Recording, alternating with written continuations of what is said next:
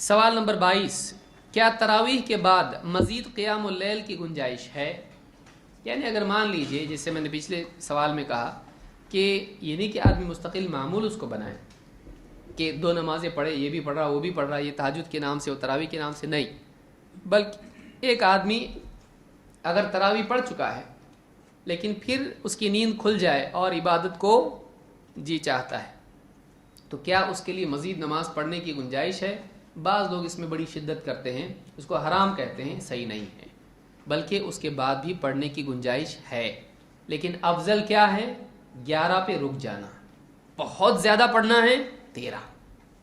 اس سے زیادہ نبی صلی اللہ علیہ وسلم سے ثابت نہیں ہے، لہٰذا افضل 11 ہے یا 13 ہے، بس اس سے زیادہ پڑھتا ہے افضل نہیں ہے، لیکن جائز ہے، پڑھنا چاہیں پڑھ سکتا ہے، حرام نہیں ہے۔ قیس ابن طلق کہتے ہیں زارنا طلق ابن علی فی یوم من رمضان، ہمارے ہاں طلق ابن علی رضی اللہ تعالیٰ عنہ آئے رمضان کے مہینے میں،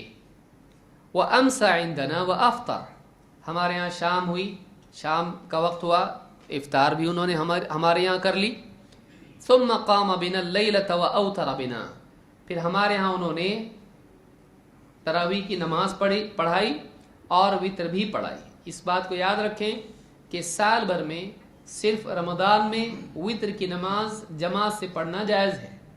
سمجھ میں آ رہی بات؟ وتر کی نماز سال بھر میں صرف رمضان میں جماعت سے پڑھی جاتی ہے، اس کے علاوہ نہیں، تو ہمارے یہاں وتر کی نماز بھی پڑھی، قیام بھی کیا، ثم انحدر الى مسجدہ فصلی باصحابہ، پھر اپنی مسجد گئے، ان کی اپنی بستی میں،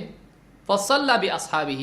اور ان کے جو لوگ تھے بستی والے ان کے ساتھ بھی نماز پڑھی، یعنی ان کو بھی نماز پڑھائی، حتی اذا بقی الوتر، لیکن جب نماز پڑھائی وتر باقی رہ گئی، قدم رجلا فقال اوتر باصحابک، ایک آدمی کو آگے کر دیا اور کہا کہ اپنے لوگوں کو تم وتر پڑھاؤ، فإنی سمعت النبی صلی اللہ علیہ وسلم یقول لا وتران فی لیلۃ، کہا کہ اس لیے کہ میں نے اللہ کے رسول صلی اللہ علیہ وسلم کو فرماتے سنا